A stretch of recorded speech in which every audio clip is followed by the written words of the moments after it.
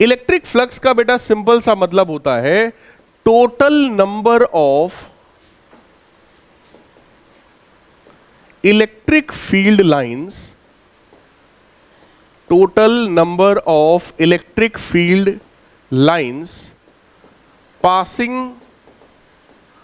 through an area in electric field। Electric field में अगर हम लोग कोई एरिया कंसीडर करें तो उस एरिया से जितनी भी number of electric field lines जाती हों उसी को हम लोग कहते हैं इलेक्ट्रिक फ्लक्स। जैसे मान लो इलेक्ट्रिक फील्ड लाइंस ऐसी हैं, इस तरह की लाइन कैसी इलेक्ट्रिक फील्ड को शो करती है? यूनिफॉर्म, ठीक। और मान लो जो एरिया हम लोगों ने कंसीडर किया वो ये था, मतलब ऐसा, ठीक। एरिया वॉज परपेंडिकुलर, या कह दो plane of the area was perpendicular to electric field lines. Electric field lines के परपेंडिकुलर था प्लेन, लाइक दिस। तो सोचो 5 लाइंस मैंने बनाई थी लेकिन पास सिर्फ कितनी हो रही हैं, तो फ्लक्स की वैल्यू कितनी हो गई? 3। कुछ बात समझ में आई? फ्लक्स का सिंपल सा फार्मूला होता है बेटा, अगर ये इलेक्ट्रिक फील्ड है और सोचो अगर ये सरफेस है तो इस सरफेस का कुछ ना कुछ एरिया होगा, और वो एरिया वेक्टर किधर होगा? That will be in this direction. तो इलेक्ट्रिक फ्लक्स को हम लोग डिफाइन करते हैं फाई ई, ये सिंबल है, ई दिखा रहा है कि ये इलेक्ट्रिक फ्लक्स है, इलेक्ट्रिक फील्ड का फ्लक्स है इसलिए ई लिखा है, बाकी फाई होता है फ्लक्स। क्लियर? सो फाई का फार्मूला हो गया बेटा ई ए कॉस थीटा, या फिर electric flux can be written as electric field dot area vector. Electric field और एरिया वेक्टर का जो डॉट प्रोडक्ट होता है that is simply defined as electric flux. और आप सबने 11th में पढ़ रखा है कि अगर A vector dot B vector लिखा है तो उसका फार्मूला क्या होता है? A B cos theta. तो यहां पर ई डॉट ए का फार्मूला क्या होगा? ई ए कॉस थीटा। तो हमने लिख दिया ई ए कॉस थीटा। सही है। अब जरा मुझे ये बताओ, case 1, if angle theta is 0 degree, इसका क्या मतलब है? इसका मतलब क्या है? थीटा 0 होने का मतलब क्या है? Area vector is in the direction of, बताओ भाई, अगर एंगल 0 है तो ये एंगल किसके किसके बीच का है? किसके किसके बीच का है? इलेक्ट्रिक फील्ड और एरिया के बीच का है। अगर एंगल 0 है इसका मतलब एरिया वेक्टर और इलेक्ट्रिक फील्ड सेम डायरेक्शन में है, और अगर दोनों सेम डायरेक्शन में है तो उसका मतलब क्या हुआ? It means plane of the area is perpendicular to, क्या ये बात समझ में आई? बोलो यार। इस डायरेक्शन में बेटा ई वेक्टर और ए वेक्टर के बीच का एंगल कितना है? पक्का है। लेकिन एरिया वेक्टर का जो प्लेन था, जो एरिया का जो प्लेन था, क्या वो प्लेन इलेक्ट्रिक फील्ड लाइन के परपेंडिकुलर है? बोलो यार, चेक कर लो भाई। जब एरिया ऐसा होगा तभी तो एरिया वेक्टर ये होगा, और अगर एरिया ऐसा हो जाएगा तो एरिया वेक्टर, बोलो यार। इसका मतलब अगर plane of the area is perpendicular to electric field, या हमसे बोला जाए कि area vector is in the direction of electric field, this angle theta will be 0 and the value of the flux will B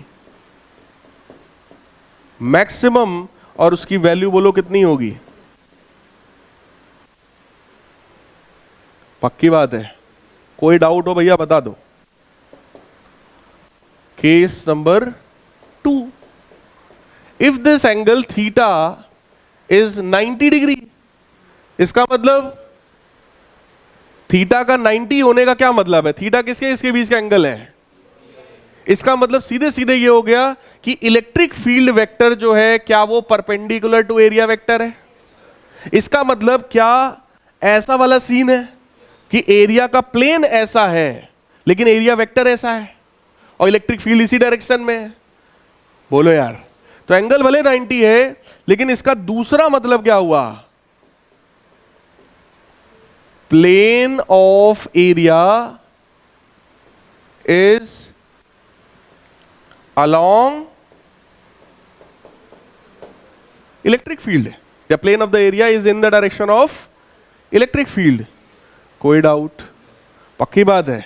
तो ऐसे में बेटा flux की वैल्यू कितनी होगी, दैट विल बी मिनिमम, और उसकी वैल्यू कितनी हो जाएगी। तो जरा चेक करो, अगर ऐसा होगा तो मैंने क्या बोला भाई, फ्लक्स होता क्या है, number of the electric field lines passing. अगर एरिया ही ऐसा हो जाएगा तो कितनी लाइंस पास होंगी, एक भी नहीं। बोलो यार, तो जैसे जैसे ये एरिया ऐसे ऐसे ऐसे ऐसे होता जाएगा, बोलो फ्लक्स की वैल्यू बढ़ रही है। और मैक्सिमम फ्लक्स कब होगा, 90 पर, चाहे 90 का हो और चाहे 0 का हो। सेंस समझिएगा, अगर मैं 90 बोल रहा हूं तो किसके लिए, प्लेन ऑफ एरिया के लिए, और अगर मैं 0 बोल रहा हूं तो किसके लिए, एरिया वेक्टर के लिए। ये पूरा कॉन्सेप्ट एकदम अच्छे से क्लियर होना चाहिए भाई साहब, सही है। केस नंबर 3,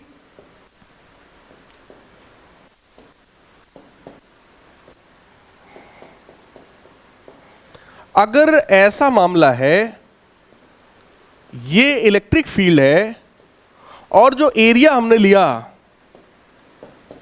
वो एरिया मान लो ऐसा है, ऐसा एरिया है। तो अब एरिया वेक्टर बोलो यार, that will be like this.